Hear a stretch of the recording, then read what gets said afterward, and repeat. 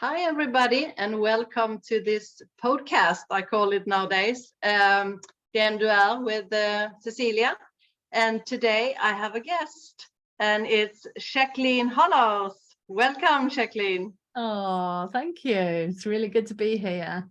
And it's really good to have you here. And they also call you Mama. I don't know why, but they call you Mama J.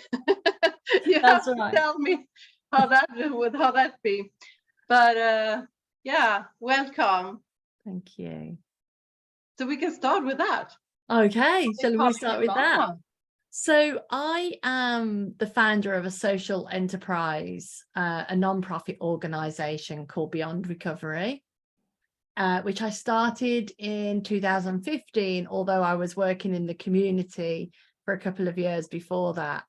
And that social enterprise was founded to take the innate health understanding into prisons. So that has been predominantly my work over the last 8 years, has been going into prison and sharing with people in prison and seeing the transformations and the amazingness that happens in there. And some of those people, when they get out, they get in touch because we don't have the resources to be able to follow people up. So they have to get in touch with us. And some got in touch, and there's a group of lads, Derek and Omar and Chris, and they all came and did some work with us in Nottingham prison. They were the teachers, so we supported them, but they were the teachers in 2019. And the idea was going to be that they were going to become the team and work with us, but of course COVID happened and we lost all the prison work, and so that didn't happen. However, when we were in Nottingham, we were all going out to dinner, and Chris, I don't know if you've interviewed Chris, he's such good fun. He's a cheeky little one, and it was Mother's Day, and we were going to Wagamama, and it was Mother's Day, and outside of Wagamama's was this heart and Mom, and he said, "This is you're Mama J," and he named me Mama J. And then since then they all call me Mama J, and I have it on my Zoom, and so other people started calling me Mama J, and even in my mastermind mentoring group that I'm in, they call me Mama J. And then I was just delivering to some rabbis on their rabbinic training course, and they call me Mama J. So this is me. I'm Mama Feels J. like a little safe. Yeah. Talk with Mama. Yeah. But did you work in prison before you started this? Good question. No. So for the whole of my life, I was, I got trained in IT, so information technology. So I did programming and spreadsheets, and I managed an operations team. In my last proper job 10 years ago, I worked with an operations team, and it was all about computers, and all my education is in that area. And then in 2013, a lot of things happened. The market crashed. I had a lot of personal circumstances. There was a lot of things, and it caused me to reflect on my life, and I didn't really like my job. I didn't like what I was doing, but I loved the people, and I thought I'll do something different. And so I retrained as a life coach, and I started working with people on their dreams and things like this. And I did some qualifications like counseling and NLP and so on. And during that time, I was doing some, what they call it, business networking, when you go to breakfast and you meet other business people and you do a little 30-second introduction about yourself. And I hated doing them. But I met this man who was 3 years in recovery from a heroin addiction. and he had started a non-profit business teaching people how to make films, and he'd got this filmmaking business, and he was going into prison teaching people how to make films and write scripts. And I offered to volunteer. He was so inspirational. I offered to volunteer for him on his business, and then support him through his university degree. And through him, I met hundreds of people who were like him, who had been in prison and who had addictions and really big challenges in their life, trauma. And I thought they were all amazing. I honestly, I thought they were so resilient and determined, and they creative, but they couldn't see that. And so I realized through talking to them that the three principles are true, that when we, I could see that when they were in their heads, their life didn't go so well. And when they were just following their intuition, their life went better. And I could see that there is stigma. There is definitely stigma in the world, but the biggest stigma comes from ourselves. And I could really see that in them. So I always say that they taught me the three principles, because I saw it alive within them. And I thought they were so amazing. And one day I was reflecting and I thought, well, if they're all amazing, I must be as well. And so it must be for me. Yeah. So then I woke up to my own innate health, and then it all went from there. And that led to me working in prison and starting up the social enterprise. And, I never imagined that's what I would be doing. No, because we never know. Never know. And I put a topic today, and the topic is every human being has their own reality made up by their current thoughts. How true is that? And that's just what you told just now. Exactly. And honestly, Celia, I fell into IT, and then I fell into this work, and then the prison work mainly ended in 2020. We're doing some, but not in any capacity like I was doing. So then I feel like I fell into mentoring, and writing. I never thought I was a writer, and now I've written a book. I never thought I was a public speaker. It petrified me, and now I love presenting, and I love talking to new audiences. I never thought I was an entrepreneur, and here I am. I've started several businesses. Do you know, we just don't know. And if we can be trapped in that reality, and it's no different. Someone in prison, trapped in the reality of, I'm a criminal, this is all I know, this is all I can do. And a person who's not in prison, who's just in life thinking, I'm not creative, this is all I know, this is all I can do, I can't be a professional speaker, this is all I know, this is all I can do. It's the same thing. It's all the same thing, but we are trapped by our own limitations, our own thought in the moment.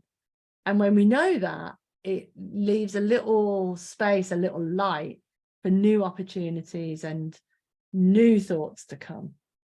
What I saw with myself is that, like something you have to, the made up things you have done with yourself, you have to put things away, one after another, till you're feeling safe enough to speak or to do things, like you said, be a speaker, be a writer. When I saw and had a shift with myself, all the things didn't come like woo. It has been step by step. For sure. For me has been Yeah. step by step, because I Yeah. needed to feel safe, because I had lived my life in another way. So I had to move on in this direction. Yeah. And it comes to me more. Yesterday, or the day before, it was on Spotify, my podcast. And for 7 months ago, it was on YouTube. And before that, I really didn't know that I was supposed to do this at all.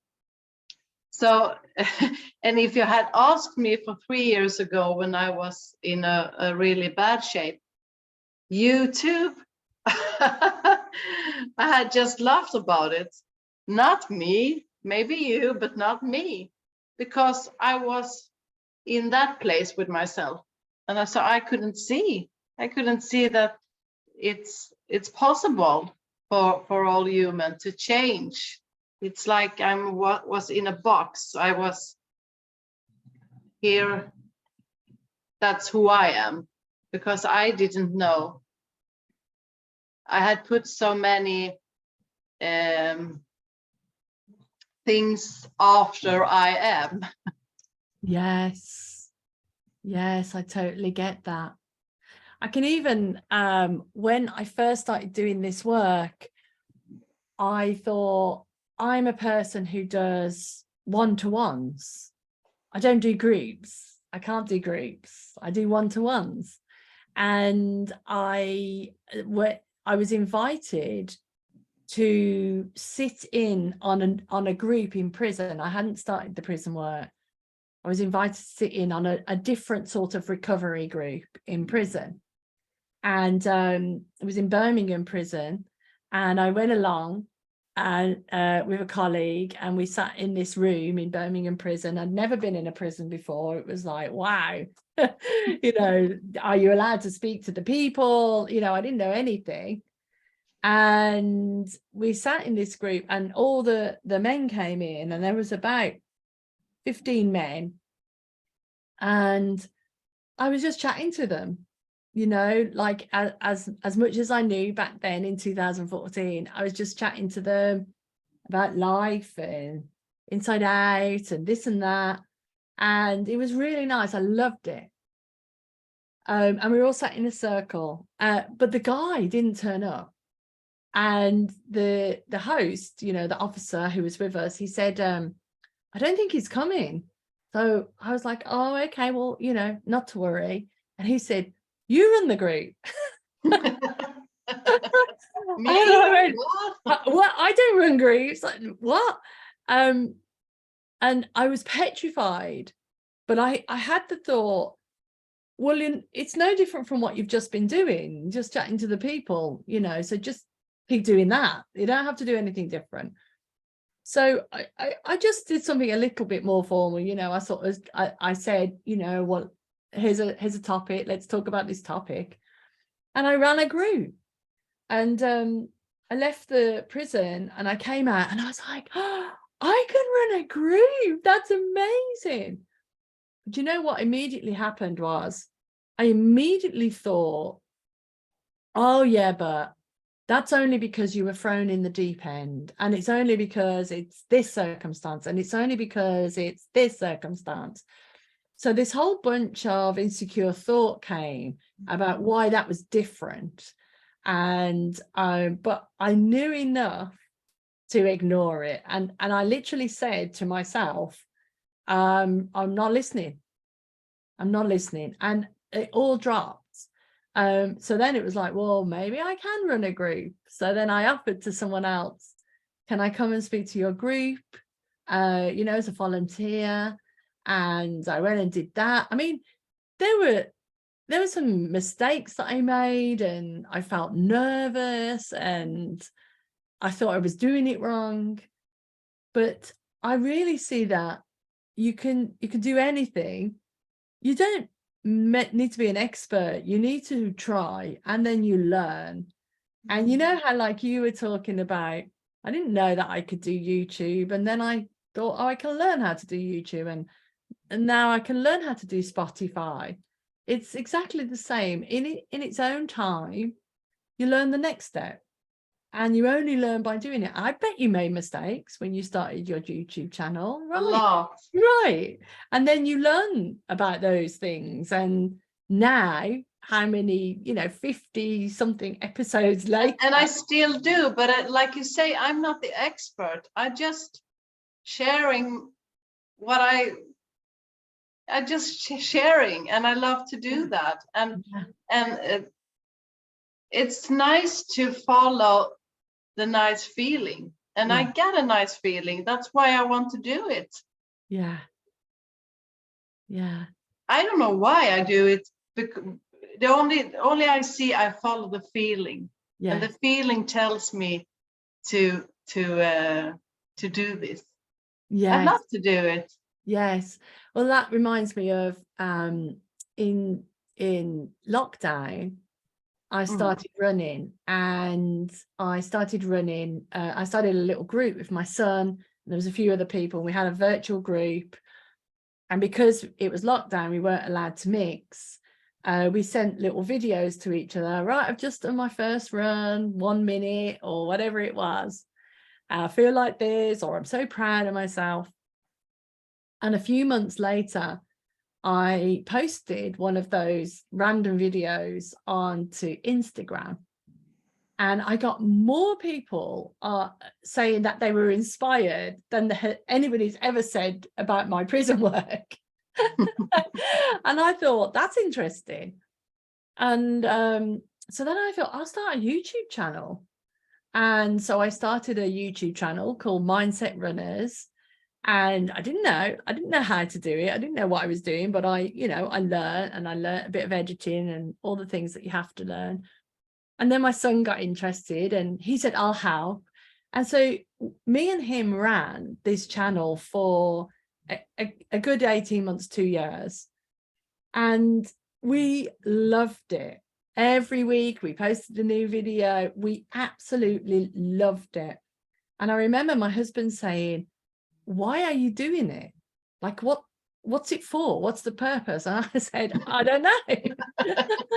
I don't know. But you were talking about life, or? Yes. Yeah. Exactly. Talking about life, talking about the mindset of going for a run, talking about how you don't have to wait for confidence, talking and about he's also working in a prison. Yes. Yeah. He does. So we ran it for all that time. We loved every second of it. And then came the time that it didn't feel like we loved it. It felt like it was hard work.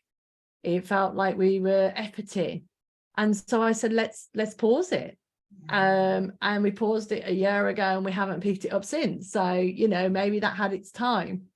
But what's really interesting is I didn't know why I was doing that. But the skills that I learned, and while I was doing that, now I use to build my digital products, my mentoring products for online. Like I didn't do it for that, but I learned those skills, and now it's like, oh, now I can do this. I think that we're given the inspiration to take the next step, and if we take that inspired action and we take that next step, automatically that's giving us skills and knowledge and learnings that we're going to need in another step for another time that we can't even visualize in that moment right now. And I also feel that to be kind to ourselves when we feel these insecure feelings, and do it anyway, but just be kind that, okay, this is scary, but I will do it anyway, and hopefully it's kind outside also. They will not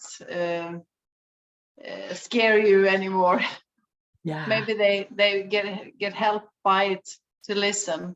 And so I can really feel insecure sometimes with things, but the difference is that I have a trust,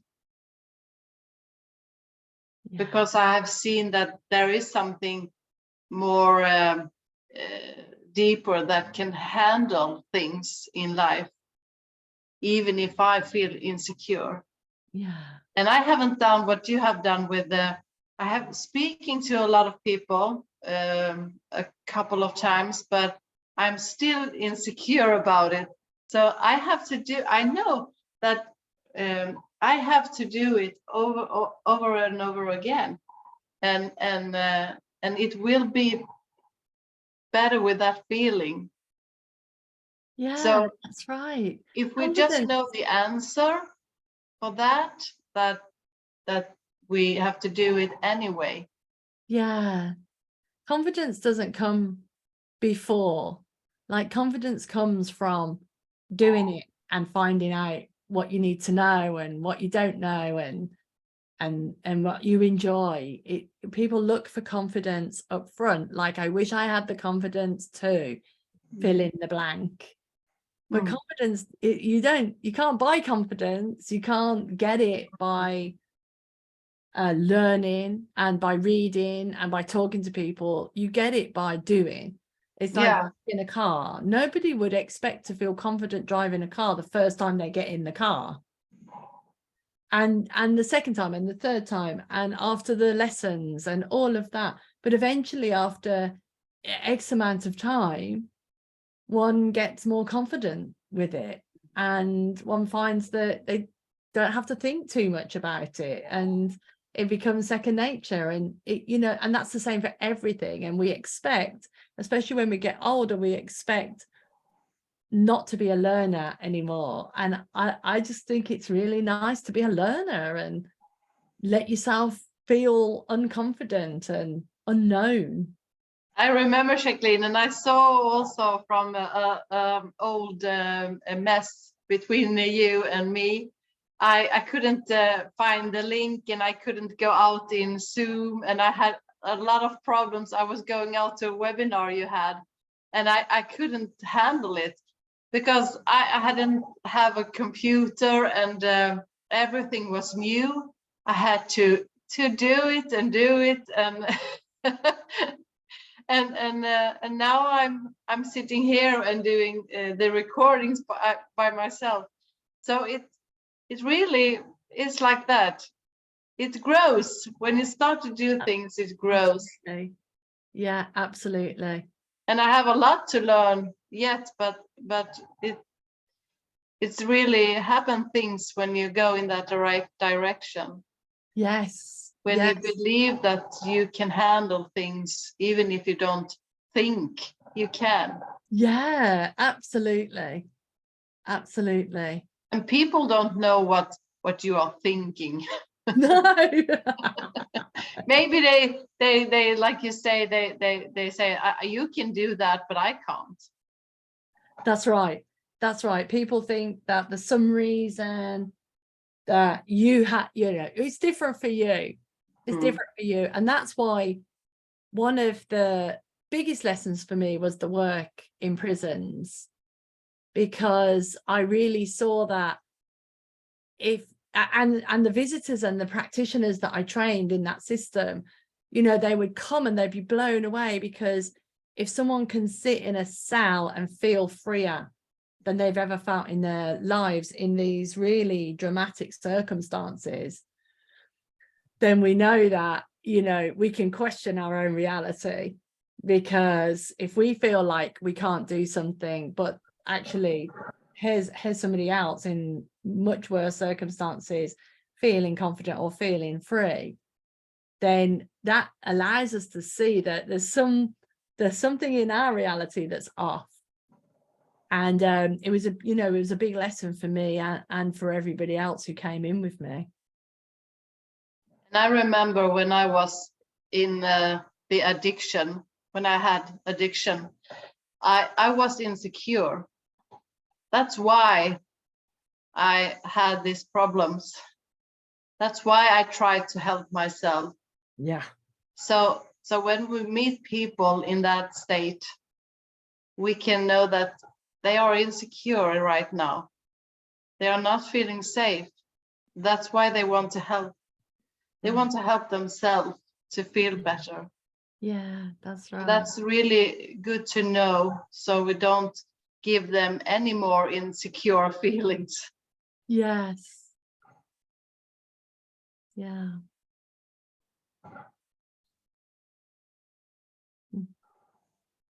So when I found out that I had something in me inside that guides me and helps me, even if I'm insecure, I didn't need to take any more things to calm down, or drink anything, or smoke, or I didn't need to do those things, because I knew that I could trust something in me, even if it doesn't feel nice. And I still have those moments when I feel insecure, but now I don't need to do anything. And that's something I can realize you talk a lot of in the prison, that to look for the guiding inside. Yeah. And trust that you can connect. Yeah. Yeah. I talk a lot about the guiding side, because the guide takes you one step at a time, one moment at a time. So when people listen, or they read something that we've written or sent out, they automatically think, and I have thought this, and I do think this still sometimes, that you've got to take a massive step, that somehow, that you see the mountain and you've got to climb the mountain today and get that done. And I'll do that regularly. I'll get overwhelmed by the amount of work I've got, or the amount of projects that I'm working with, and I'll feel like, how am I going to get all this done? And then I remember that you don't have to do it all now. And that's the same with the taking those steps, whether it's moving moving into recovery, or starting a business, or starting a new creative endeavor. It's all about, the guide tells you one step only, and we go, or if I do that, then this will happen, then that will happen, and then but we don't know that.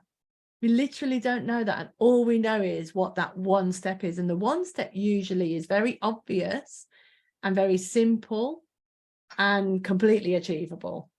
But we overlook it because we look at the 10 steps next, in front of us, or we don't see the simplicity of the one step. And it feels like to me that when we learn to slow our minds down, be compassionate, be kind to ourselves, we learn to see that step more clearly, and take that action, that one action, and then see, what do we see from here? So you don't go from really being fearful of public speaking to being paid, thousands of pounds to speak on a stage in front of 20,000 people. You don't do that in a week, or even maybe in 10 years. You take the next step that comes to you. And for me, it looked like, I'll tell you the story of that.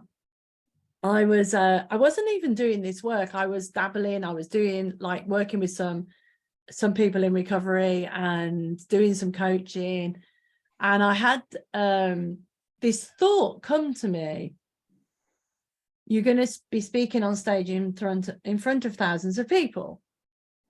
And I went, you got the wrong person. not me. I write about this in my book. And it kept coming to me. And I thought, I'm not even doing anything. Like, what would I be speaking about? I don't understand what this thought is, but it kept coming to me. And so, and I had, I can tell you many stories of why I didn't like public speaking, how I'd been embarrassed, how I was ashamed, how I'd been shamed. You know, I can tell you lots of stories. So I had all this thinking about it. Anyway, the thought kept coming. So I decided, well, if that's true, I better get a bit of training because if that's going to happen, then I better get a bit of training. And that looked like, I told you already, I was doing these business networking. Well, I thought they always want speakers, 5-minute speakers. They always want somebody. So I'll put myself forward to some of those slots. And of course, the universe conspires to help you, right? When you have an inspired thought. And so these opportunities kept coming up. Can you speak here? Can you speak there? And then I didn't like it. I did it. I didn't like it, but I did it anyway. Like you said, felt insecure. I was nervous. I shook. And then one day I did this little talk for a group of ladies in Henley and Arden. And I decided I'm going to tell them a story. And that day I told them a story, and it was about when I learned to play piano. And I told them this story and everyone loved it. And everyone wanted to speak to me afterwards and ask me about things. And I thought, and it was, I liked that. It was nice. It was exciting. And when I was telling the story, I forgot about how nervous I was. And I realized afterwards, oh, first of all, people like stories. So, that's easy. And second of all, when I'm in the storytelling head, I'm not thinking about myself or my nerves. I'm thinking about my audience. I'm thinking about telling them a story that serves them. And it really showed me that. And so I changed from here's a thing and here's this thing that I'm going to talk about to I'll tell you a story. And that's what I still do. And I still felt nervous before, but now I would always forget during. And so then I saw that if I don't take that thought seriously, that nervous thought, then I'll just forget in a minute when I'm into the story. And I remember when Aaron Turner asked me to speak on the stage at the conference, and there was 1,000 people in the room, and I had a panel with me, and I had to be like brave because of my panel, and they were all nervous, so I was being brave. And he called my name, and I was just stuck to the spot. I was so nervous, and I wished that it was just end somehow. Yeah. And I thought, well, I've got to go. And I forced myself to walk up the steps, and my panel followed, and they all sat down, and I looked at them all nervous, and I thought, I have to be brave for them. So I introduced the first one, and then they spoke, and they were so brilliant. There was someone from prison. There was someone who was a recovering alcoholic, and there was one of my facilitators, and they were so brilliant that I felt such love and compassion for them. So when I stood up, I didn't think about my nerves. I just thought about serving my audience. And again, taught me, like, don't worry about your nerves. The nerves, they take care of themselves. You just serve whoever it is in front of you. So I have to practice. Yeah, you have to keep doing it. And listening. So there's two things. I believe there's two things. There's doing it and turning up and just keep doing it, and listening to the inner guide, because the inner guide will tell you what you need. So if you need something, or if you have to learn something, it will tell you. And it won't come from insecurity, just be really obvious, like the storytelling. Oh, today I'll tell a story. And then that was obvious. Oh, actually, of course, that's what people prefer.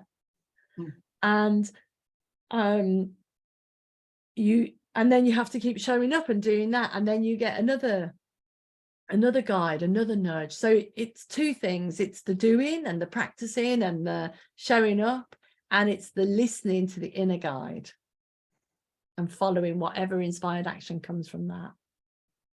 And make it simple, to make it simplicity. Yes. To talk about. I don't know if I heard or if I just got that feeling when I was listening to Elsa Spittle when she was talking in a webinar, and she had made I think she had made a cake or something, and it was just talking about life, the ordinary things you do in daytime at home, and nothing special, but Yes. it's the feeling in the room was so kind and lovely, and I just had some rest. And it felt like when I was little and I was home at my grandparents, it was that feeling when you just slow down and you just, oh, it's so nice to be here. Yeah, absolutely. That feeling. I love what you're saying there, Celia. I run like retreats here, and immersion retreats. People come and they have time with me. We go for walks and we have coaching sessions, and that's really powerful. But the most powerful thing is the time with my husband, and they come and we cook, and my husband cooks and he chats to them about life and the garden and whatever it is, and he just chats to them.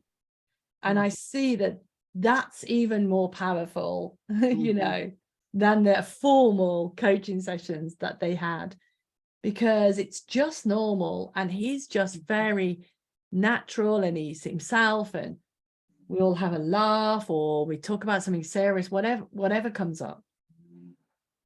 And that normalness is what really impacts people, and seeing the relationship between us and how just normal that is. And being extraordinary is overrated, like we always want to be extraordinary and be special and be something else other than we are. But being ordinary and normal and making a cup of tea with love, or enjoying the view from your window, or enjoying each other's company, that's where the real gubbins is, the real essence. And we all forget to do that because we're so busy with doing life, getting on with life.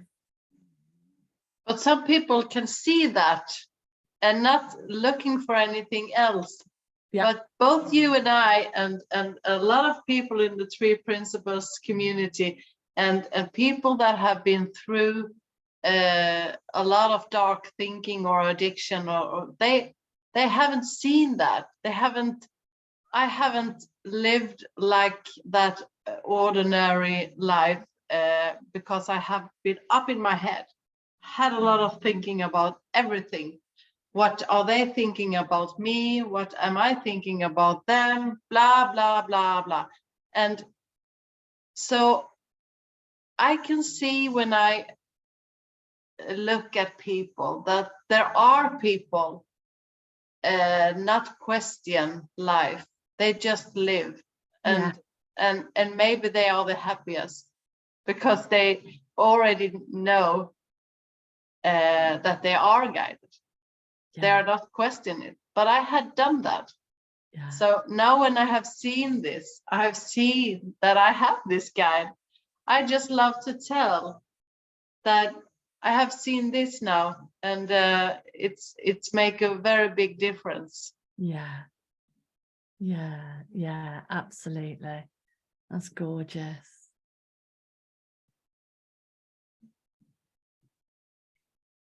And I think there is a lot of elder people. They can see, they can come near their wisdom easier. And when you are together with them,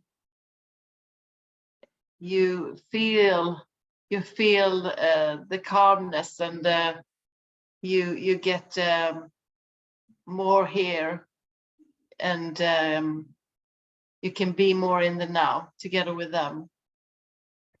Isn't it interesting that that's true?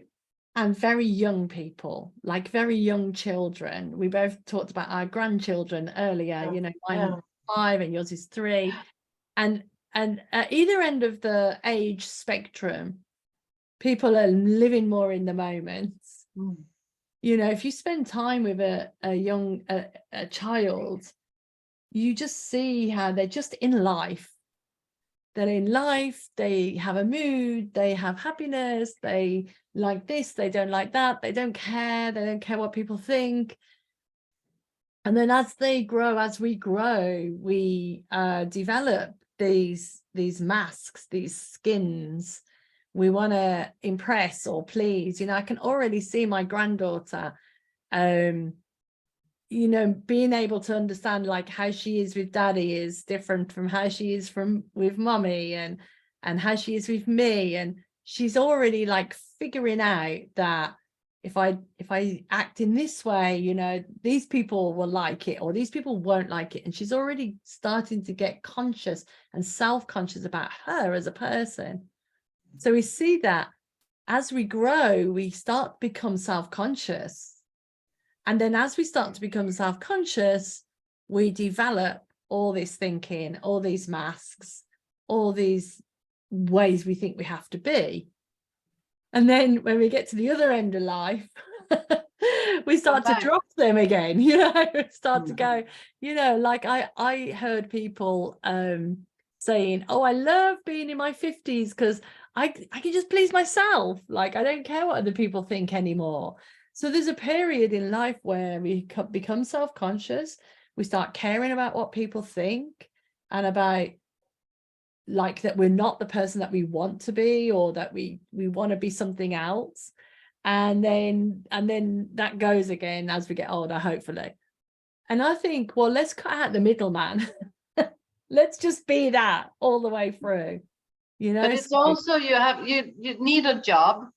And when you need a job, you have to be something, and you compare to others. Yeah. And it's like sometimes it's a kind of competition. Yeah. You must be, you feel like you must be a lot. Yeah. So when you're little, you don't thinking about the job. Yeah. You just play. And when you're old, it's over with that. You can just rest. So I think it's a lot about thinking about the ego. Yeah. You want to be something, and you compare to others, compare yourself, and I can see that really when I go out in social media. I can sit here and feel a nice feeling, and then I thinking about going out and look at Facebook or something, and I started to compare. Yeah. And then I go from that nice feeling and to that feeling that I'm not good enough. But now I remember I can put myself back again. Yes. Because I started to feel the uncomfortable feeling. Yes. So I know now, oh, what am I doing? I feel this uncomfortable feeling. This is not what I'm supposed to do now. Yeah. So I can come back. But I couldn't that before. That's why I started with all this dark thoughts and addiction. Yeah, of course, makes sense. Yeah. So it's really nice to know how to guide ourselves back to Yeah. this moment and to be the little one or the old one Yeah. for a moment. And because it's difficult to not compare. And society's sort of built that way, right? It's built on comparisons. So you're going against the norm. But once you've seen it, you just see the futility of it, you know? And it's a bit similar that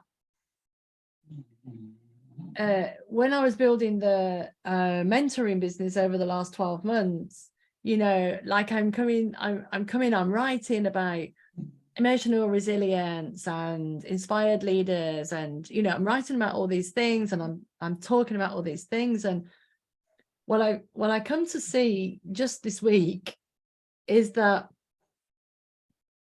my niche, my expertise, my knowledge is in what I've been doing with people in prison. That's, you know, there's and people in recovery. There's a wealth of knowledge and comparison and everything in there that I can tap into to serve different populations.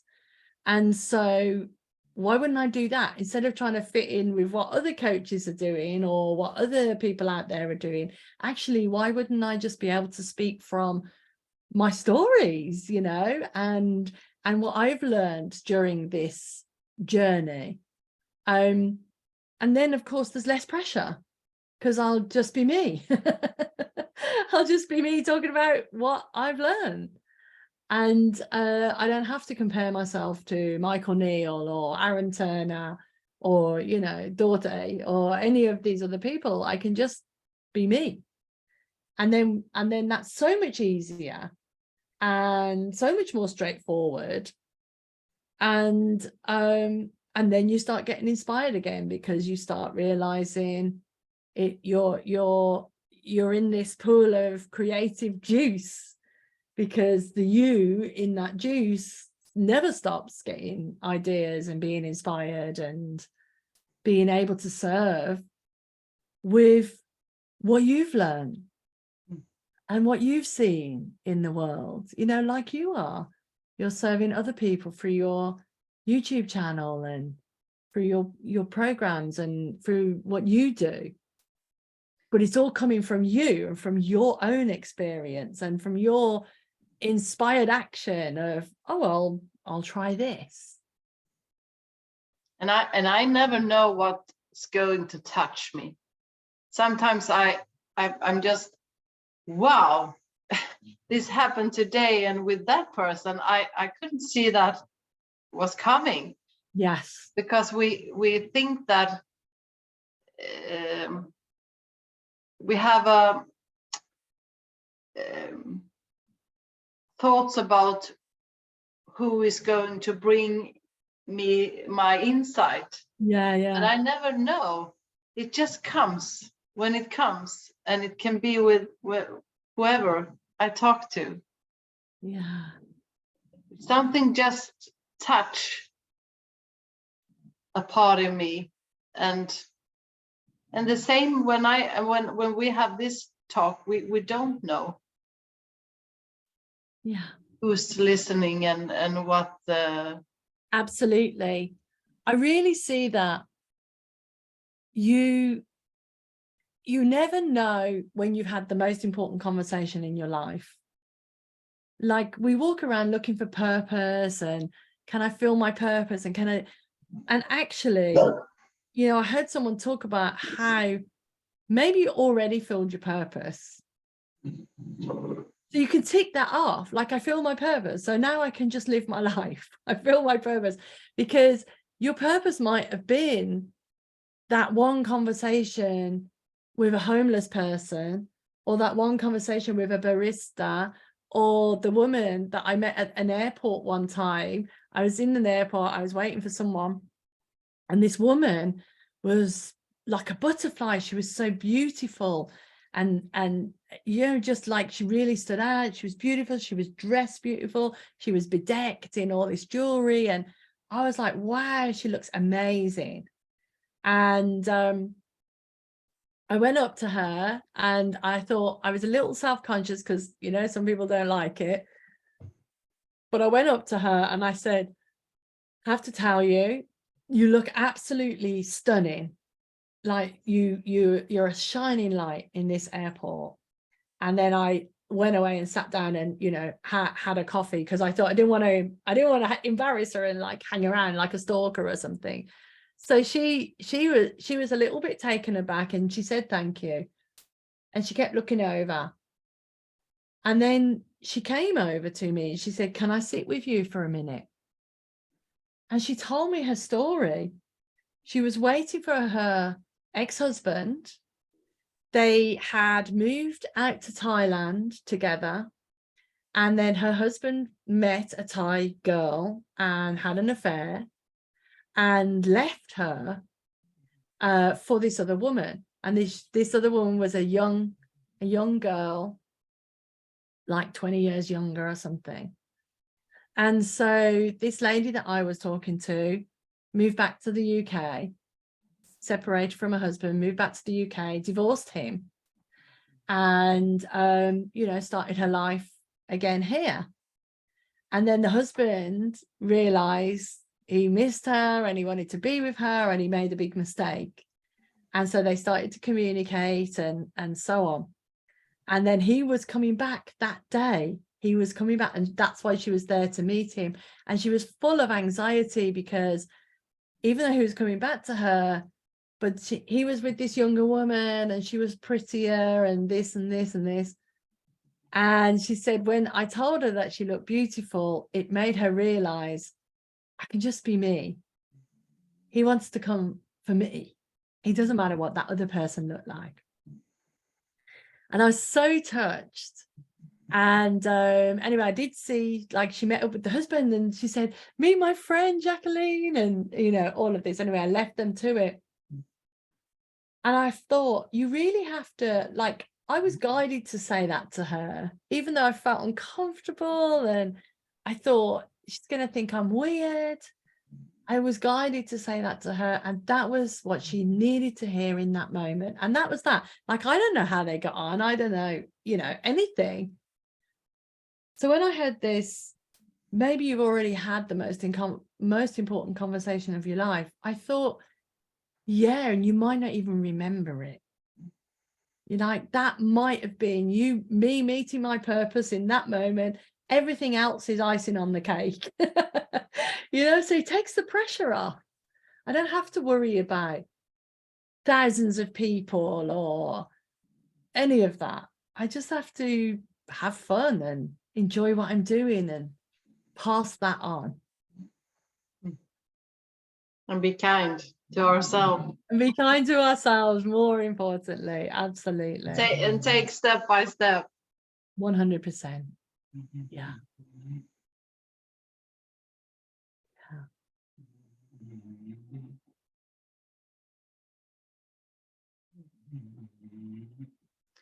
Are you also coaching? Have you also coached in one-to-one, Jacqueline? Yes. You have that, yeah.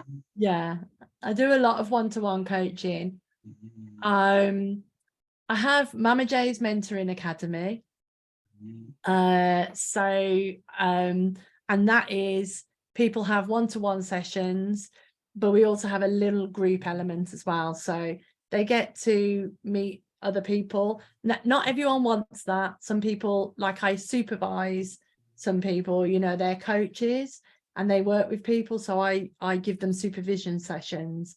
So they don't want to be involved in the group, but other people, they have some one-to-ones and they have their little, we call them the mimgers, because they're part of Mama J's Mentoring Academy. So the mimgers communicate with each other and support each other as well as the one-to-one. So it's quite fun because it mixes it a little bit. And I really believe in people seeing that they can support themselves and they can support each other. They don't need a person. They don't need me. They don't need a guru. They need their guide. And sometimes another person could say something that helps them tune back into their guide. So I love doing that. And you're living in London? No, I live No? in a place called Rugby, which is in Warwickshire. So it's about 60 miles north of London. Mhm. Okay. Yeah, in the countryside. And that's why we have a retreat, and the sheep in the fields and the birds and the trees, very quiet. It's a lovely place to walk as well.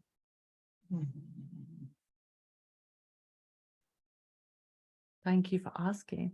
Wonderful. And I'm happy to hear that you had run a podcast together with your son. Yes, yeah, So love. beautiful to share the understanding of this that all in the family can see. Yeah, That you can change. I don't know if you have felt have been having anxious thoughts at home, but in my family it makes a big change. yeah. That I don't need to go in this direction anymore. Yeah, absolutely. Yeah, it's beautiful. It's the gift that keeps on giving. Yeah, it does. It does. Yes. But you got what you're looking for. Yes. It's like if you go all the time and see that you are broken, you feel like you are that. Yes. So if we take this road and can see that we are nothing about all those thoughts. Yes, absolutely. Yeah. Okay, Jacqueline. It's been so gorgeous to speak to you and the listeners. Yeah, and it has been gorgeous to have you here. Thank you so much. Yeah, thank you. So if we anyone meet. wants to connect with me, they can just Google Jacqueline Hollows and they'll find me everywhere. So Yeah, and I write a little on YouTube when I put the video out. Okay, nice. So they can find you there too. Nice. Okay. Yeah. So thank you very much, Jacqueline. Thank you. Thank you.